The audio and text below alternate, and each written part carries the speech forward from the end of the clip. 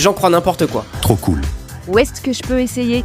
J'aimerais trop essayer. Non, pas du tout. J'ai d'abord trouvé l'exact lieu de la vidéo. Voici un grand pont et le pont le plus court juste derrière. J'ai ensuite calculé les dimensions de ce bâtiment qui mesure 38 mètres de haut et effectué une analyse de perspective pour calculer la hauteur de chute depuis le centre de la balle, soit 28 mètres. La vitesse de la balle à l'impact est 2 fois la hauteur de chute multipliée par la gravité, soit 23,4 mètres par seconde. Cette balle gonflable s'appelait Zorb. Elle a une masse de 35 kg, un diamètre extérieur de 3 mètres et un diamètre intérieur de 1,8 mètres. Cela signifie qu'il n'y a que 0,6 mètres d'espace libre entre la personne et le sol dur comme la pierre. Et pour des raisons de sécurité, les mesures sont indiquées sur 10 cm, ce qui signifie que la distance d'arrêt est de 0,5 mètres. Tout ça lorsque la balle touche le sol et que l'espace est réduit. Selon le théorème de travail-énergie, l'énergie cinétique finale est égale à 0 moins l'énergie cinétique initiale est égale au travail sur la distance d'arrêt. Le travail est la force qui est la masse multipliée par l'accélération multipliée par la distance d'arrêt et de 0,5 mètres et l'énergie cinétique est égale à 0,5 fois la masse multipliée par la vitesse au carré. En faisant quelques calculs simples, nous pouvons calculer l'accélération de la personne sur la distance d'arrêt de 0,5 mètres à 549 mètres par seconde au carré, soit 56 grammes, soit 56 grammes en 0,043 secondes. Cela signifie que la personne à l'intérieur de la balle n'est plus en vie. Vérifions si elle est réelle grâce à une analyse thermodynamique. L'air entre les parties intérieures et extérieures du Zorb est comparable à un ballon et les ballons n'aiment pas être écrasés. Selon la théorie du poisson, la pression multipliée par le volume et à la puissance gamma est constante. Pression initiale est la pression de l'air à 1 et 1 kPa plus 30 kPa à l'intérieur de la balle. Volume initial est égal à 4 sur 3 fois pi le rayon extérieur au cube moins le rayon intérieur du cube. Maintenant sur la coque extérieure seulement 25 cm, soit la moitié de l'espace autorisé. Et le nouveau rayon est de 1,25 mètres, ce qui signifie que le nouveau volume est de 5,1 mètres au cube. En remplaçant les chiffres, nous obtenons une nouvelle pression de 385 kPa. La pression de l'air sonde donne 41 psi, ce qui signifie qu'il est impossible que la balle n'éclate pas après cette distance et que cette vidéo n'est donc pas réelle.